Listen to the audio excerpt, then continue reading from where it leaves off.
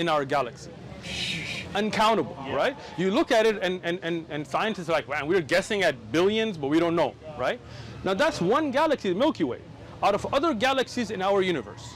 Allah subhanahu wa ta'ala tells us in the Qur'an in Surah Mulk that زَيِّنَ السَّمَاءَ الدُّنْيَا بِمَصَابِيحِ, we beautified the sky, the first heaven, with these lamps, meaning all the stars, all the planets, all the galaxies, every light you see at night, that's just the first sky, right?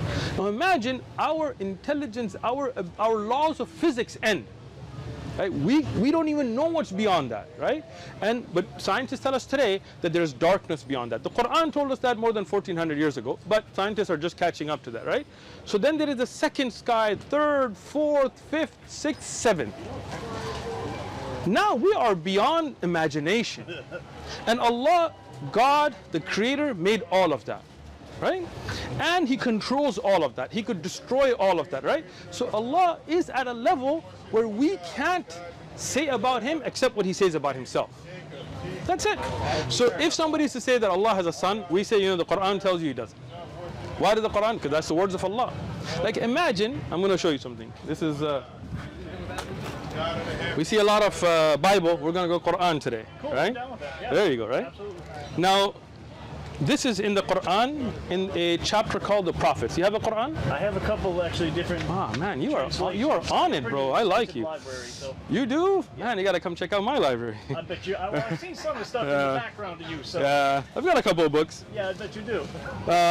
And he is the one. This is the 33rd verse, 21st chapter, right? And He is the one who created the day and the night and the sun and the moon, each traveling in an orbit. Now, today, okay, that makes sense, right? Yeah. But imagine, there you go. What's your name again? Sorry. Jason. Jason, you are. Worse, but we'll go with that. We'll call you the best, whatever you like to be called. All right? No, we're trying. Far from that. No. You are very respectful, very intelligent. I really appreciate this conversation. So, think about this, right? 14 and a half centuries ago, in a desert. Right? Now Romans and Greek, they were philosophers. They looked at the skies, they tried to figure things out, they wrote about different principles in physics and things. Arabs were not. There's no actual complete book written by Arabs. There was poetry, like lines of poetry, but there's not like a complete book before the Qur'an. Right? They were not a literary people. They were not I'm not going to say they're not intelligent, but I'm going to say they were definitely not a scientific people, right? They were Bedouins. They were poets. They were good at speaking, but they were never. You never see philosophy or astronomy, astrology, or numerics or anything like that from the Arabs before Islam. After Islam, yes, they brought algebra. Nothing. They didn't even have a number for million. They would say alf, thousand, because they couldn't count that high. They didn't have anything to count that high, right?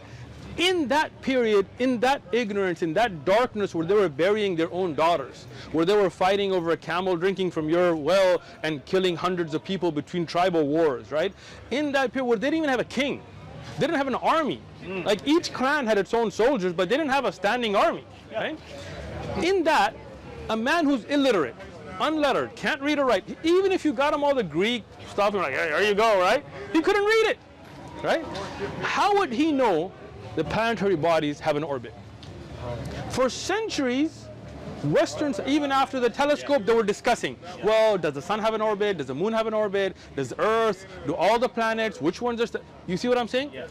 Imagine if he had guessed and got it wrong, right? Today, we wouldn't even have this. You'd be like, hey, here you go. And I'd be like, oh, damn, it's over, right? Right? But if this was a guess, let's say it's a guess. You guessed well, all right? Okay.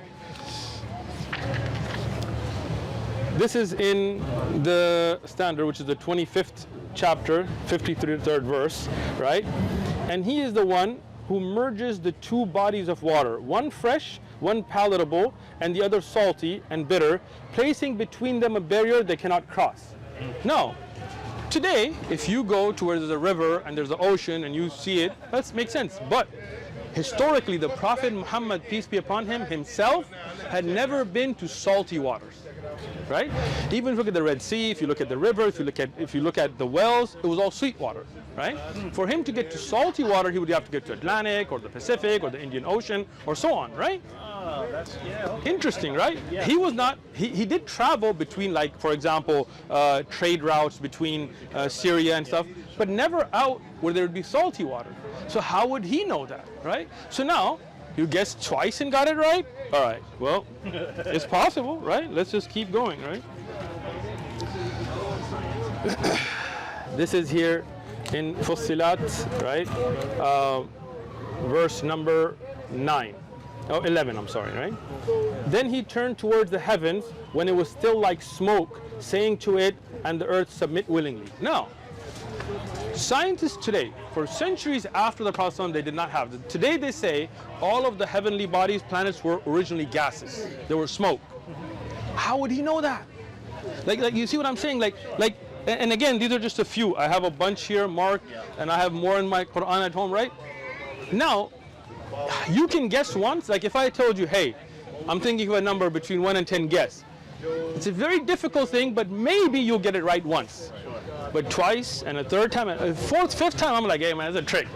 You got something going on, bro. You put a chip in me. That was the virus thing. That's the vaccine. You was it? I'm just playing with you, right? Right? So it just